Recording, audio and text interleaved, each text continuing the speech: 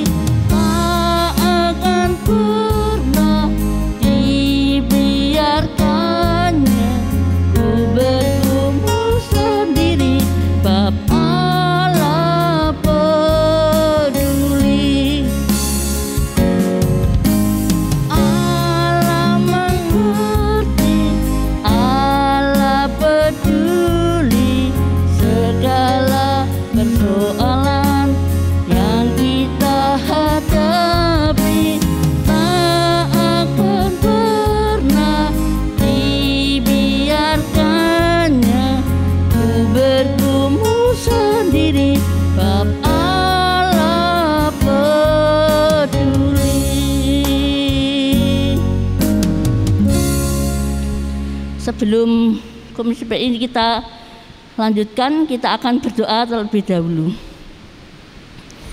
Tuhan Yesus, malam hari ini kami datang ke hadirat-Mu. Kami mengucap syukur atas penyertaan-Mu selama ini, sehingga kami semua diberi kesehatan sampai hari ini. Kau tunjukkan kasih setia-Mu kepada kami. Semua malam ini, hari ini kami sudah memuji dan memuliakan nama-Mu. Dan sebentar lagi kami akan mendengarkan firman Tuhan. Urapilah hamba-Mu untuk menyampaikan firman-Mu. Untuk menyampaikan firman-Mu. Agar firman yang disampaikan menjadi pelita bagi jalan kami dalam menjalani kehidupan hari lepas hari. Terima kasih Tuhan. Semua ini kami serahkan persekutuan malam ini dari awal, pertengahan hingga akhir ke tangan-Mu. Di dalam nama Tuhan Yesus Kristus kami sudah berdoa. Amin. Untuk selanjutnya kita akan menyambut firman Tuhan yang akan disampaikan oleh Bapak Pendeta Moses David Livingstone. Tapi sebelumnya kita akan nyanyikan lagu Firman-Mu. Firman-Mu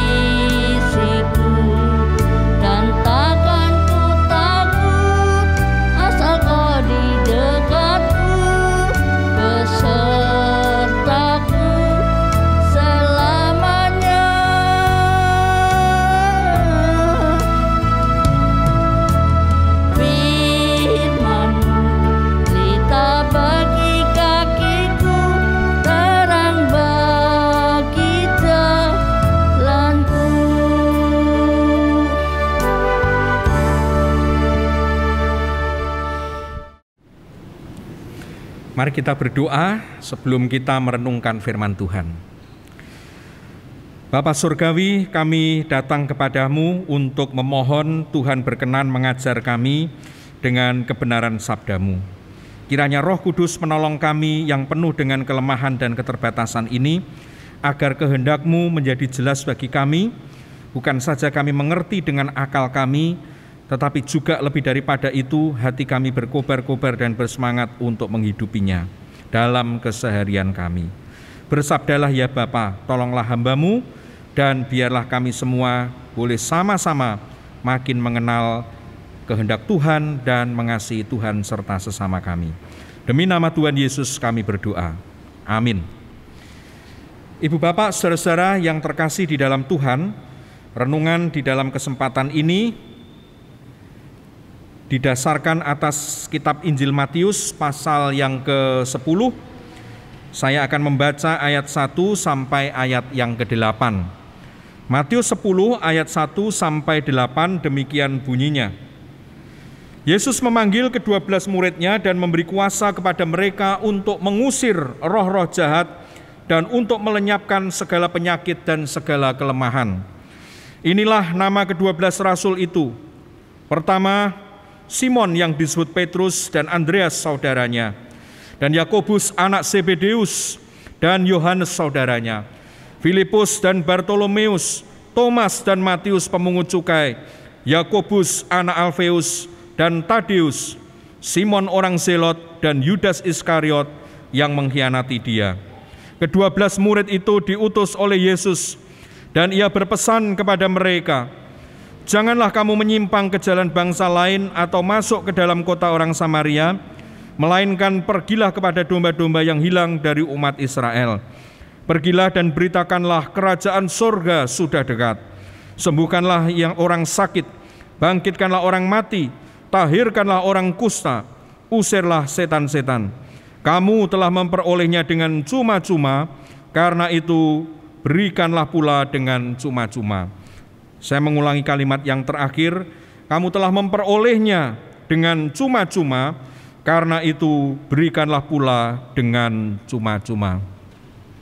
Ibu bapak, saudara-saudara yang dikasihi Tuhan, ketika Tuhan Yesus memanggil lalu mengutus murid-muridnya untuk pergi memberitakan Injil Kerajaan Allah, Tuhan Yesus memperlengkapi mereka dengan kuasa, antara lain untuk mengusir roh-roh jahat dan untuk melenyapkan segala penyakit dan kelemahan. Dalam pada itu, saudara-saudara, sesungguhnya rasul-rasul ini tengah diajar dan dilatih oleh Tuhan Yesus menjadi pemberita-pemberita Injil Kerajaan Allah.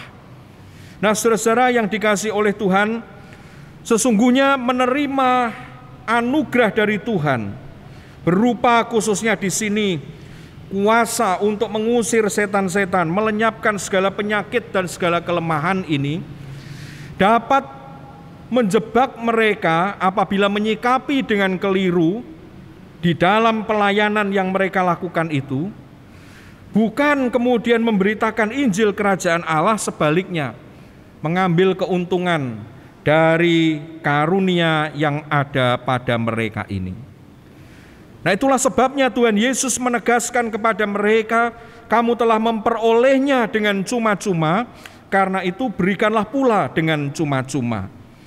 Saudara-saudara, arti cuma-cuma di sini jelas adalah pemberian yang bukan didasarkan atas sebuah transaksi, ya, tetapi ini merupakan hal yang sifatnya diberikan begitu saja, dianugerahkan. Tuhan memberi, ya memang dengan maksud untuk memberi kepada mereka, tidak mengharapkan imbalan apa-apa dari mereka.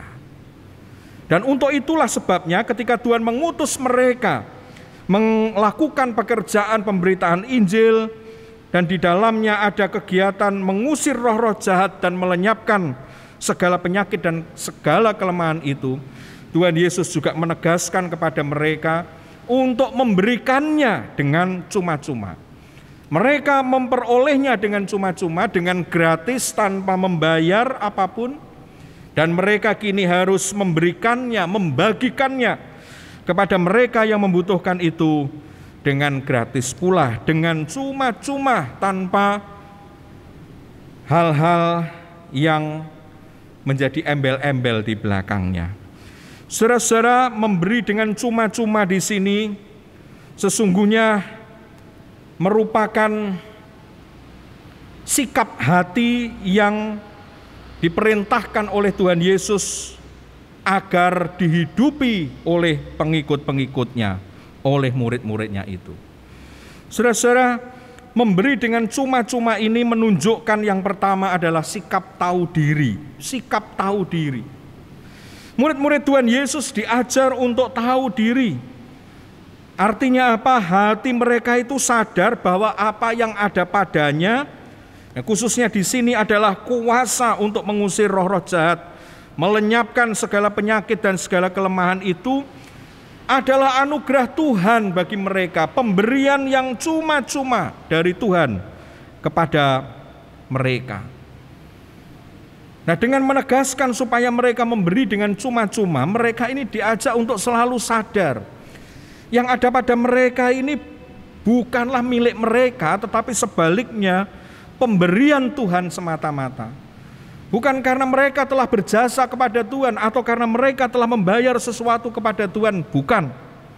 Tetapi oleh karena Tuhan memberikannya sebagai anugerah kepada mereka. Dengan mengingat semuanya ini, saudara-saudara, mereka akan dicegah untuk menyalahgunakan apa yang ada pada mereka. Saudara, hal ini penting. Oleh karena apa? Oleh karena sesungguhnya ada pencobaan yang sifatnya memang sangat umum. Dan itu kalau kita melihat, murid-murid Tuhan Yesus pun sesungguhnya tidak kebal terhadap hal itu. Perhatikan saudara-saudara di dalam Matius pasal 10 ayat yang keempat ketika dicatat tentang Yudas Iskariot, salah satu murid atau rasul Tuhan Yesus di sini. Disebut yang mengkhianati dia. Nah, salah satu yang ada pada dirinya adalah karakter yang tamak akan uang. Dia memiliki kedudukan sebagai bendahara dalam kumpulan murid-murid Yesus itu, tetapi Alkitab pada mencatat dia sesungguhnya adalah seorang pencuri. Kalau kita membaca di dalam Yohanes pasal yang ke-12, saudara-saudara, itu jelas dinyatakan di sana. Ketika Tuhan Yesus diurapi dengan minyak oleh Maria, saudara-saudara, dicatat di dalam Yohanes 12 ayat 6. Hal itu dikatakannya bukan karena ia memperhatikan nasib orang-orang miskin, melainkan karena ia adalah seorang pencuri. Ia sering mengambil uang yang disimpan dalam kas yang dipegangnya. Orang dengan karakter demikian bisa sangat rentan untuk jatuh ke dalam pencobaan kalau dia lupa bahwa karunia yang diberikan oleh Tuhan itu jelas cuma-cuma. Dia tidak mendapatkannya oleh karena jasanya. Sebaliknya, pemberian yang gratis cuma-cuma dari Tuhan. Nah, saudara-saudara yang dikasihi oleh Tuhan, perintah untuk memberi dengan cuma-cuma dari apa yang telah diterima dengan cuma-cuma dari Tuhan itu hendak menjaga sikap hati murid-murid Tuhan Yesus supaya mereka tetap sadar diri, tahu diri, sehingga tidak menyalahgunakan semuanya itu dan akhirnya merusak pekerjaan Tuhan. Saudara-saudara, hal yang kedua, perintah untuk memberi dengan cuma-cuma karena telah diberi dengan cuma-cuma itu mengajak mereka untuk juga membentuk sikap hati yang tulus ikhlas di dalam menjalankan pekerjaan Tuhan. Tulus ikhlas. Saudara-saudara, kata yang dipakai di sini cuma-cuma itu dari kata Dorian yang berarti memberi tanpa maksud terselubung, ya, tanpa maksud apapun. Ya, memberi pokoknya memberi. Tidak mengharapkan untuk imbalan, ya, tidak mengharapkan sesuatu bagi kepentingan sendiri. Nah, ini berarti membentuk hati yang tulus ikhlas. Dan inilah yang mau ditegaskan oleh Tuhan Yesus, etos pelayanan. murid-muridnya di dalam pemberitaan Injil itu. Mereka mesti memiliki hati yang tulus, ikhlas. Ketika mereka melakukan sesuatu, mereka tidak mengharapkan imbalan atau sengaja untuk menjual karunia Allah bagi keuntungannya sendiri. Contoh yang konkretnya, saudara-saudara, kalau kita mengaitkan dengan karunia murid-muridnya ini, misalnya nih ya, ada orang yang kerasukan setan, lalu kemudian mereka karena punya karunia itu, mereka kemudian melakukan pengusiran setan lalu meminta imbalan atas apa yang sudah dilakukannya. Atau ketika ada orang yang sakit didoakan, setelah sembuh lalu meminta imbalan. Ya. Tuhan Yesus menegaskan kepada mereka, kamu telah memperolehnya dengan cuma-cuma, karena itu berikanlah pula dengan cuma-cuma. Yang ketiga, saudara-saudara, perintah untuk memberi dengan cuma-cuma dari apa yang telah diberikan oleh Tuhan dengan cuma-cuma itu juga membentuk sikap hati yang sungguh-sungguh beriman kepada Tuhan. Artinya hidup bergantung penuh kepada Tuhan. Saudara-saudara, barangkali kita bertanya-tanya ya, apa hubungannya? Nah, kita melihat, saudara-saudara, kalau pembacaan kita dalam Matius 10 ayat 8 itu kita lanjutkan ke ayat 9 dan seterusnya. Wah, itu tampaknya ekstrim sekali, saudara-saudara. Sudah dikatakan untuk memberi dengan cuma-cuma, malahan itu ada larangan bagi mereka. Mereka tidak boleh membawa bekal. Mereka tidak boleh membawa baju yang double. Mereka tidak boleh membawa kasut atau tongkat. Nah, tetapi yang luar biasa di sini apa? Dikatakan bahwa sebab seorang pekerja patut mendapat upahnya di dalam ayat yang ke-10. Wah, ini kan kelihatannya kan agak bertolak belakang, saudara-saudara ya.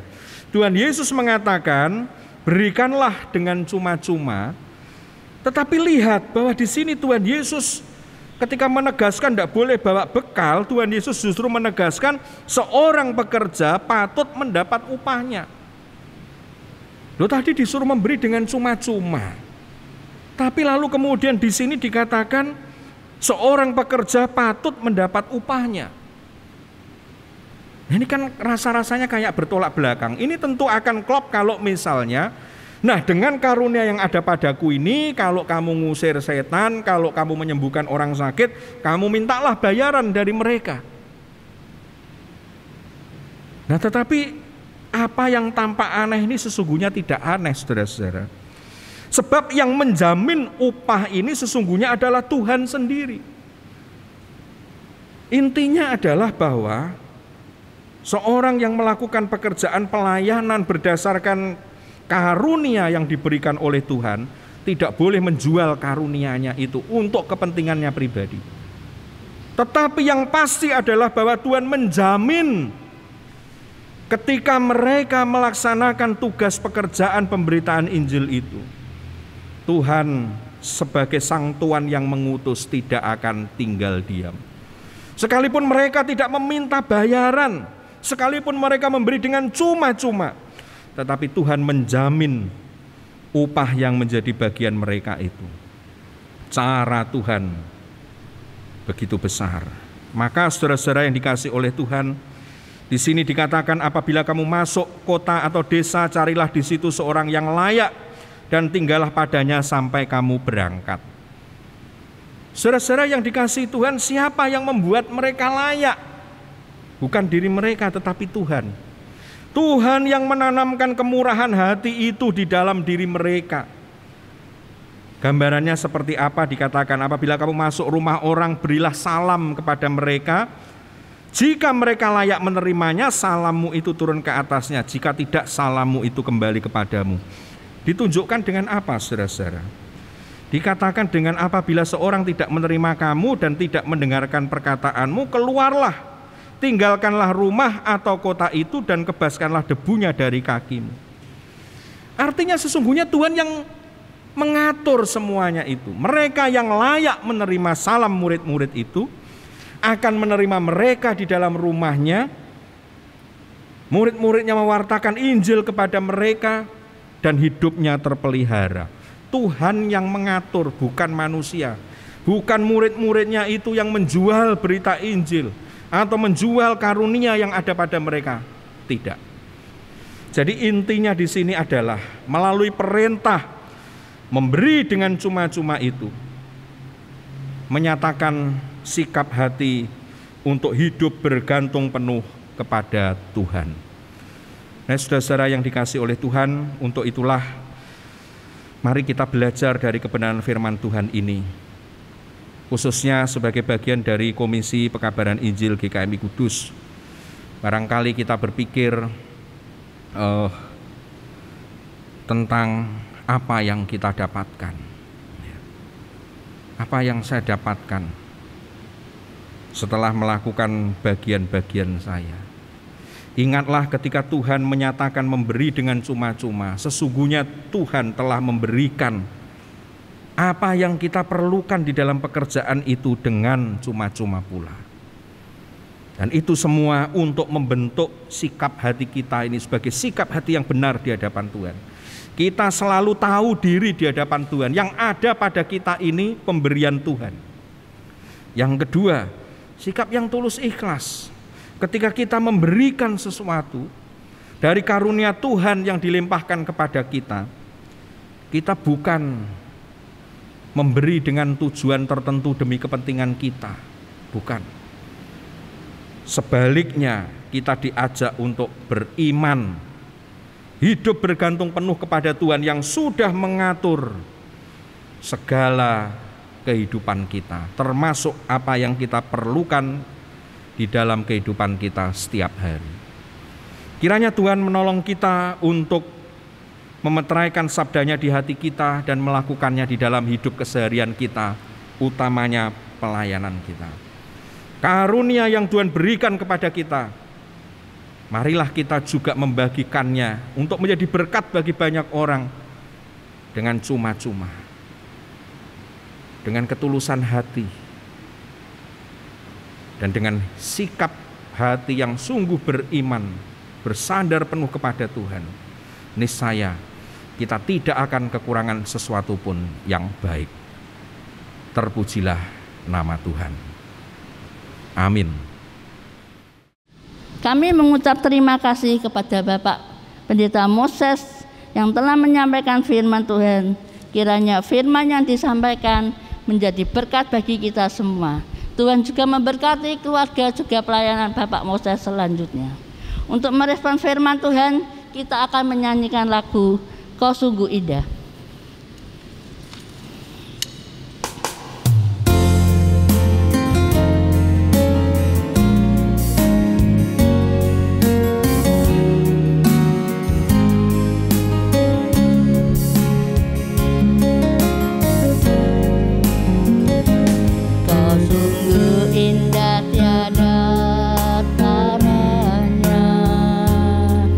Sungguh menakjubkan.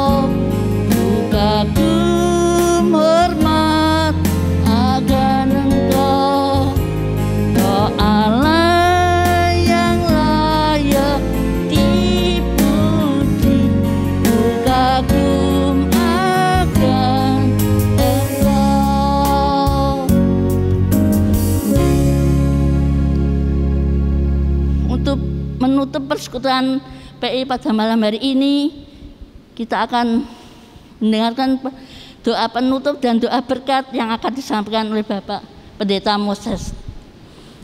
Mari kita berdoa. Bapa Surgawi, kami menaikkan puji syukur kehadirat-Mu atas pemeliharaan Tuhan di dalam kehidupan kami, dan istimewanya dalam konteks pelayanan Komisi Pekabaran Injil di tengah-tengah segala keterbatasan yang ada, namun Tuhan menyediakan sarana-sarana untuk boleh kami manfaatkan dengan sebaik-baiknya, sehingga melaluinya kami semua istimewanya yang tergabung di dalam Komisi Pekabaran Injil GKMI Kudus dapat tetap bertumbuh di dalam kasih karunia Tuhan. Demikian kami juga memohon kepadamu ya Tuhan, kiranya Engkau memberkati upaya-upaya pelayanan pekabaran Injil yang dilakukan di tengah-tengah segala macam tantangan dan kesulitan yang ada. Kiranya Tuhan membukakan jalan-jalan yang baru, jalan-jalan yang terbaik, supaya kebenaran berita Injil dapat disampaikan dan diterima oleh banyak orang, sehingga banyak orang yang datang untuk mengenal Tuhan dan hidup di dalam persekutuan sebagai umat Tuhan. Terima kasih Bapa di dalam surga. Kami juga berdoa untuk situasi negeri kami pada saat ini. Kiranya segala kesulitan yang ada tidak membuat negeri ini hancur berantakan.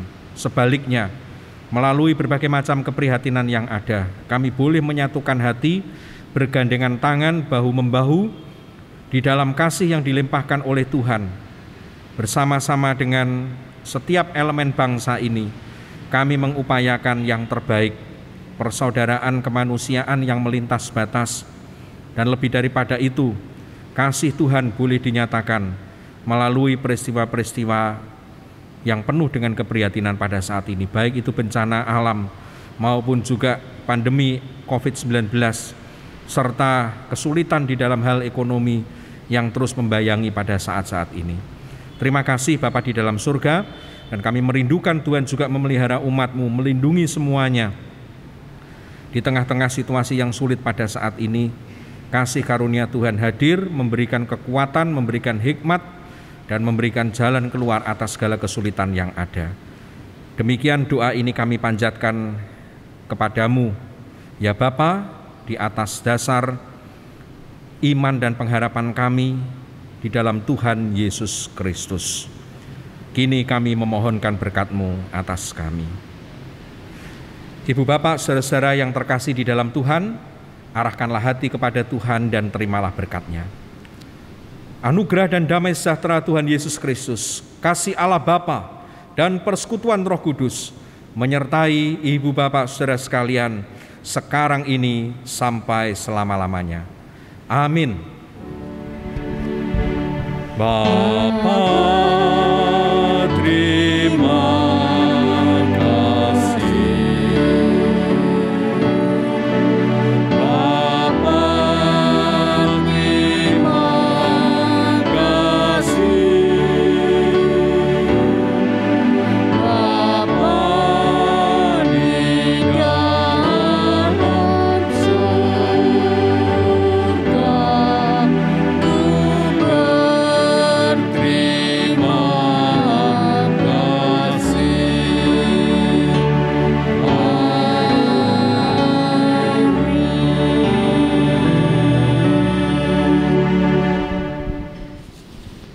Persekutuan PI malam hari ini sudah selesai, tapi kita akan berjumpa lagi dalam persekutuan PI yang akan datang.